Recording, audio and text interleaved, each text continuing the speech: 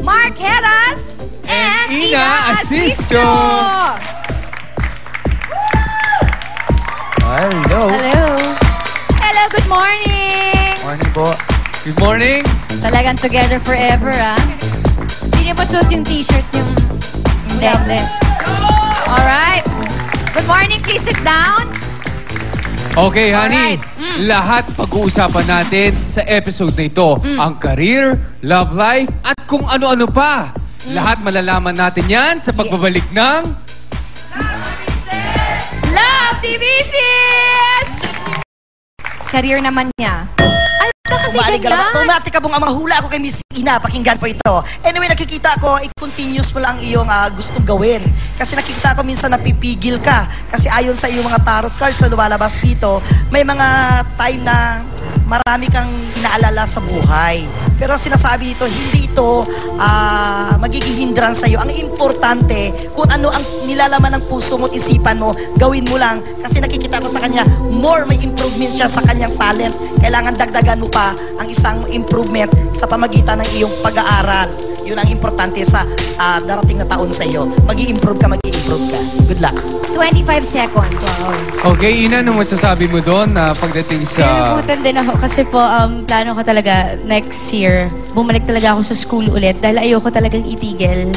Kaya lang po tumigil ako eh. Oo, dati masipag mag-aral. Mag-aral? Tumigil lang po ako dahil dumami yung work, ganyan. Pero ayoko talagang tumigil kahit pa paano mga 3 units, gano'n. Oo, paayos college ka na, di ba? Opo, yun anytime, pwede mo naman talagang tapusin ang pag-aaral mo. Okay. Robert. Well, for 2011 for Ina, it's going to be a very big changing point in her life because more than ever she's going to be sought after. More and more people are going to come after her, make her offers, but it might even come to a point where she'll completely close the doors to any propositions or offers because she wants to do what she wants to do. More importantly, though, she should keep an open mind, though. Okay. She should hear things out before locking doors because she will need to make a very big change of perspective within 2011, which will redefine who she is as a person. Probably for the rest of her life. Ayan, ako Ina. Parang magandang problema yun eh, no? Parang, diba tatay? Yes, kumbaga kailangan niya na mag-decide itong 2011. Alamin natin ang career ni Mark kaya. Si Mark naman. Naku, ito natataktak na naman siya.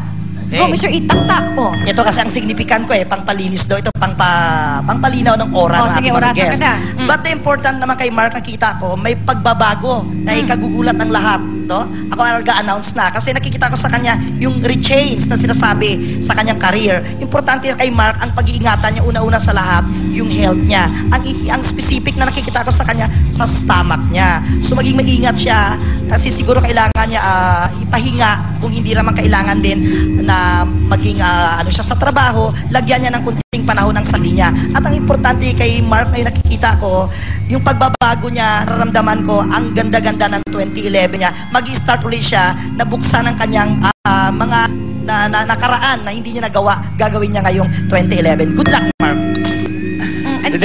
Ano masasabi mo naman sa sabi ni... Actually, yung sinabi niyang malaking pagbabago for 2011 at magugulat daw yung lahat.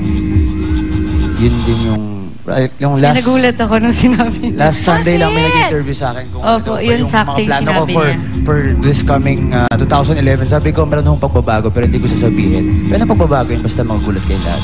Okay. Okay, Robert. 2011 for Mark is going to be a very strong period for perseverance. Towards the end of the year, he's going to re-establish his priorities. And he's going to want to do something which most people will say is impossible. It will be to the support of a person, a female, who shares his passion that he's going to continue. It'll start small. It won't rake in a lot of money. But by staying true to it, all I can tell you, he'll be traveling a lot and money will not be a problem towards the end of 2011. Wow, Mark! Kung ano man yun, Paki-share naman sa amin. Tama ba? Ano ba? Kasi parang kinakalapit ka ni Ina. Ano ba yun? Hindi kasi... Basta, may isa kami pinag-usapan yesterday. Tama? Yesterday? Opo, meron kami Yesterday, papasukin na business na sobrang liit lang siya. Pero nasa sa amin daw yun kung kaya namin palakihin. Kita mo, sabi niya na... Yesterday lang, nag-uusapan namin. Ay, tatay! You're so good! Abangan natin, di ba? Oo, sana kayo okay. Natutuwa ako. Anyway, tutok lang dahil sa aming pagbabalik Love Life naman ng ating mga guests. ang pag-uusapan plus ang hula ng ating experts sa magiging kapalaran ng iba pang mga prominenteng personalities. Dito lang yan sa year-end episode ng Love ni Mister. Love ni Mrs. Si Mark, Yes, Mr. yes. E. Anyway, nakikita ko, wala akong ibang masasabi kundi nakita ko, nagtagpo na at nagmix ang kanilang mga kulay sa aura nila. It means soulmate. Positive na magiging sila na talaga. Confirm ako ngayong araw. Good luck. Kayo talaga. Di pakiramdam niyo ba talaga soulmate kayo? Yung ba talaga pakiramdam ninyo? Bakit parang nawalan ka ng mic? Ayan, oo. Hindi kasi ngayon, dun sa, sa lahat ng relationships na nagkaroon ako, ito yung pinaka-healthy relationship talaga. As in yung, sabi nila, normal naman lang doon yung may away, pero yung away namin parang away bata, napaka-minimal. Petty lang. Sobrang, wala kaming pinag-aaway na sobrang malala. At hindi tumatagal yun na more than 2 or 3 days yata. And, yun. Oh, Ina. Ina, ikaw, ano masasabi mo? Feeling mo ba soulmate kayo ni Mark? Pwede. Hindi lang po ako makapagsalita. Pero wala kasi wala talaga kaming problema. Kumbaga, happy yung relationship namin. Going 3 years and okay pa rin kami. So, Ayun. masaya. Okay. Okay, Robert. Sir Ruben. I kind of concur with Mr. E about the kindred souls thing between the two of you. It's a very good match talaga. The two of you work well together, but 2011 will have a lot to do with taking it up to the next level. It's no longer you working for yourself, but it's actually the two of you working together. Your goals will become the other's goals, and you will find a lot of happiness in 2011 seeing each other achieve their dreams and aspirations.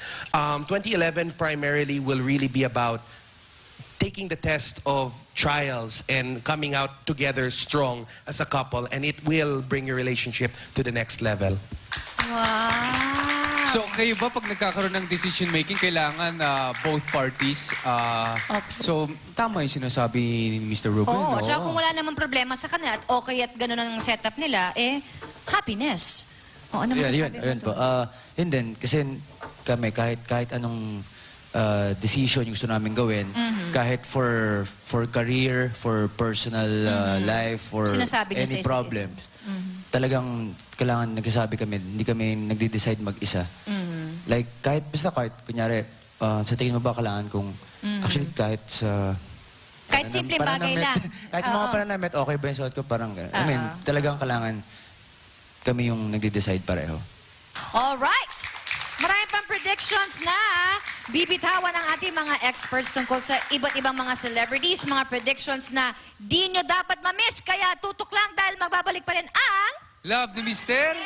Love ni Mrs. Ina, this is for you. Thank you And po. flowers. And of course, kay Mark.